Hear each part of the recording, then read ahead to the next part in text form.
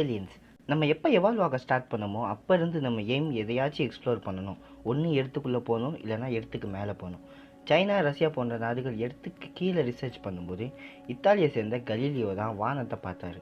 Galileo அவருக்கு மற்ற பிளானட்டை பற்றி தெரிஞ்சுக்கணும்னு சின்ன வயசுலேருந்தே ஆசை. அதுக்காகவே டெலஸ்கோப்பை கண்டுபிடிச்சார். அதை வச்சு தான் ஜூபிட்டர், சாட்டர்ன், நெப்டியூன் இந்த 3 பிளானட்டை அவர் டிஸ்கவர் பண்ணதுக்கப்புறம் பல சயின்டிஸ்ட்டு கீழே இருந்து மேலே பார்க்க ஆரம்பித்தாங்க. சரி, ஒவ்வொரு பிளானட்டாக கண்டுபிடிச்சாச்சு, சோலார் சிஸ்டத்தை பற்றி தெரிஞ்சுக்கிட்டோம். அடுத்து என்ன பண்ணலான்னு யோசிக்கும் போது தான் நம்ம சோலார் சிஸ்டத்துக்கு அடுத்து என்ன இருக்கும், அதாவது இண்டஸ்ட்ரியல் ஸ்பேஸ்க்கு அடுத்து என்ன இருக்குன்னு யோசிச்சாங்க. நம்ம கேலக்சியில் ஜஸ்ட் ஆட்டமை விட சின்னதாக இருக்கும்னு தெரிஞ்சது. அப்போ நம்ம சோலார் சிஸ்டம் மாதிரியே எத்தனை சோலார் சிஸ்டம் இருக்குன்னு யோசிச்சாங்க. அப்போ தான் நாசா 4000க்கு மேலே சோலார் சிஸ்டம் மில்கி வேல மட்டுமே இருந்ததாக சொல்கிறாங்க. ஒரு கேலக்சியில் மட்டுமே மில்லியன் பிளானட்டில் லிவிங் ஸ்பீசிஸ் இருக்கும்.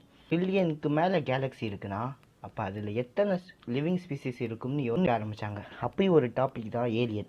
இதை தொடர்ந்து ஏலியன் உண்மையாகவே இருக்கா இல்லையா, கோல்டன் டிஸ்க் எதுக்காக அனுப்புனாங்க, ஸ்டீஃபன் ஹாக்கிங் ஏலியனை பற்றி என்ன சொன்னார், ஏலியன் பார்க்க எப்படி இருக்கும், ஏன் இன்னும் நம்மளை தேடி வரல. இன்றைக்கி அந்த ஏலியனை பற்றி நிறைய இன்ட்ரெஸ்டிங்கான டீட்டெயில்ஸை வீடியோவில் பார்ப்போம். So let's welcome to EST.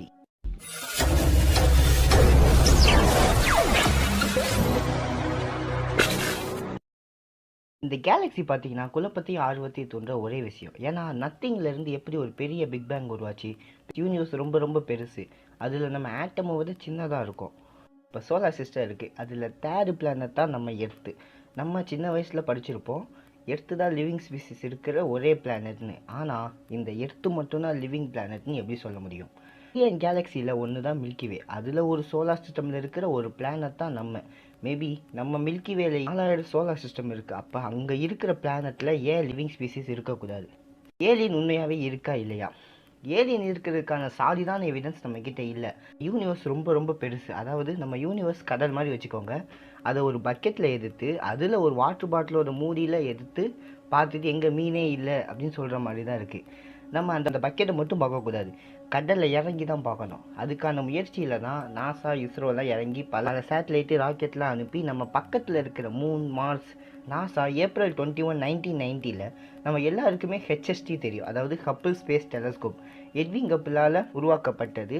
இது எட்வின் கப்பில் கண்டுபிடிச்சிருந்தாலும் அதுக்கான ஐடியாவை அமெரிக்கன் ஆஸ்ட்ரோபிசிஸ்ட் லைமன் ஸ்பிட்சர் சோலார் சிஸ்டம் தாண்டி, அதாவது 150 லைட் இயர்ஸ் தாண்டி 209458 பிளானட்டோட சர்ஃபேஸில் மீத்தேன் கேஸ் இருக்கிறத சயின்டிஸ்ட் கண்டுபிடிச்சாங்க. எக்ஸோ பிளானட்னா என்னன்னு பார்த்தீங்கன்னா, நம்ம இப்போ ஒரு சோலார் சிஸ்டமில் இருக்கோம். நம்ம சோலார் சிஸ்டம் தாண்டி இருக்கிற பிளானட்ஸ் தான் எக்ஸோ பிளானட்ஸ். இந்த ஹப்பிள் டெலஸ்கோப் அந்த எக்ஸோ பிளானட்டோட சைஸு, டெம்பரேச்சர், ஆர்பிட்டு ஃபோக்கஸ் பண்ணி எடுத்தாங்க. ஏன்னா எக்ஸ்ட்ரா டெரெஸ்ட்ரியல் ஸ்பீசிஸ் இருக்கான்னு தெரிஞ்சாங்க. பிகாஸ் பொதுவாக நம்ம பாடி ஃபுல்லாக அமினோ ஆசிட்ஸ் அண்ட் பில்டிங் பிளாக்ஸால் நிரம்பியிருக்கும்.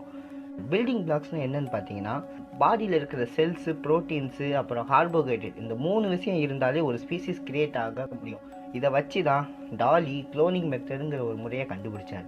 K280b நம்ம எர்த்திலிருந்து 120 லைட் இயர்ஸ் தாண்டி நெப்டியூன் மாதிரியே இருக்கக்கூடிய ஒரு எக்ஸோ பிளானட்டை ஜேம்ஸ் வெப் போட்டோ எடுத்தது. இது ரெட் டுவார்ஃப் ஸ்டார் ஆர்பிட்டலில் சுற்றிட்டு இருக்குது. தென் இதோட சர்ஃபேஸில் ஹைட்ரஜன் இருக்குது. இந்த பிளானட் ஃபுல்லாக கவர் பண்ணியிருக்கு. இதில் ஏதாவது எக்ஸ்ட்ரா டெரெஸ்ட்ரியல் ஸ்பீசிஸ் இருக்குமான்னு தேட ஸ்டார்ட் பண்ணாங்க. ஏன்னா உங்களில் ஃபஸ்ட்டு தோணுன உயிரே கடலில் தான்.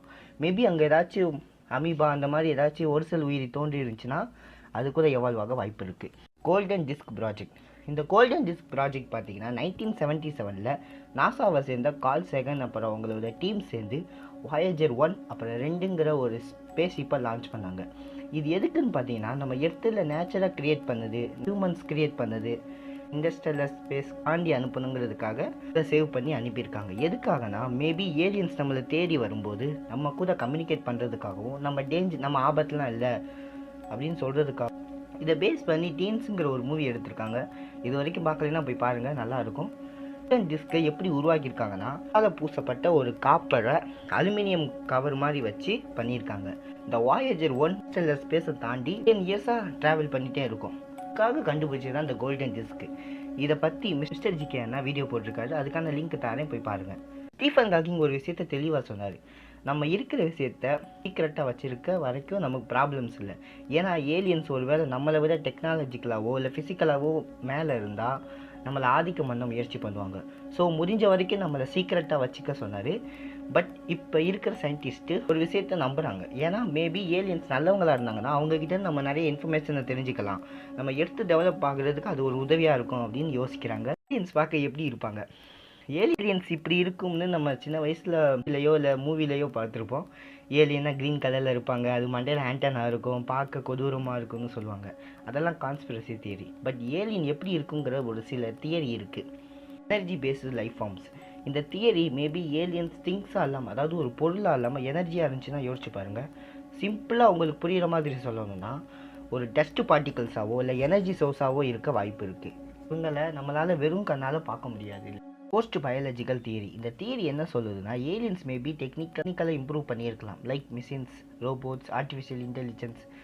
அவங்க ஸ்கின்ஸ் மெட்டலாக இருக்கலாம், அவங்க நர்வ்ஸ் வைரஸாக இருக்கலாம். நம்ம அவங்கள கம்யூனிகேட் பண்ண மேபி இப்போ நம்மக்கிட்ட இருக்கிறத விட ஹை டெக்னாலஜி இருந்தால் கண்டுபிடிச்சிடலாம். சொல்ல முடியாது, ஏதாச்சும் ஒரு பிளானட்லேருந்து நம்மளை கண்டுபிடிச்சிருக்கலாம். இந்த Fermi paradox and silent aliens theory. இந்த தியரி நமக்கு ஸ்டீஃபன் ஹாக்கிங் சொன்ன மாதிரி தான் இருக்குது. ஏலியன்ஸ் அவங்க இருக்கிறத தெரியாமல் பார்த்துக்கலாம். அப்படி இல்லைனா நம்மள மாதிரி நிறைய டெவலப் ஆகாத பிளானட் கூட எதுக்கு கம்யூனிகேட் பண்ணணும்னு யோசிக்கலாம். ஏன் இன்னும் நம்மளை தேடி வரல? எக்ஸ்ட்ரா சொன்ன தியரி சொல்கிற மாதிரி நடக்க வாய்ப்பு இருக்குது. மேபி ஏலியன்ஸ் ட்ரில்லியன் கணக்கில் லிவிங் பிளானட்ஸ் இருக்குது. ஸோ ஒவ்வொரு பிளானட்டாக அவங்க எக்ஸ்ப்ளோர் பண்ணாலும் நம்ம பிளானட்டை கண்டுபிடிக்க பல லட்சம் வருஷங்களுக்கு மேலே ஆகும். ஏலியன்ஸ் நம்மளை தேடி வரணும்னா ட்ரில்லியன் லைட் இயர்ஸ் தாண்டி வரணும். அப்படி அவ்வளோ தூரம் தாண்டி வர அளவுக்கு நம்ம ஒர்த்தா? நான் நம்ம பிளானட்டை தப்பாக சொல்லலை, பட் ஏலியன்ஸ் இங்கே அவங்க வந்து எக்ஸ்ப்ளோர் பண்ணுற அளவுக்கு என்ன இருக்குது? எர்த்தை மோசமாக்கி வச்சுருக்கோம், ட்ரீஸை வெட்டி வச்சுருக்கோம், ஆடு இருந்த இடத்துல வீடு கட்டி வச்சுருக்கோம், என்விரான்மெண்ட்டை மோசமாக்கி. அப்போ ஏலியன்ஸ் நம்ம பிளானட்டை பார்க்க வருவாங்களா இல்லை வேறு பிளானட்டை பார்க்க போவாங்களா?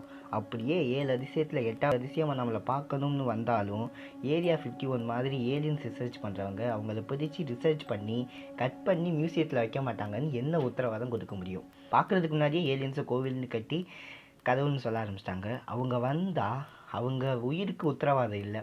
ஃபைனலாக இதை முடிக்கிறதுக்கு முன்னாடி ஒன்று சொல்கிறேன்.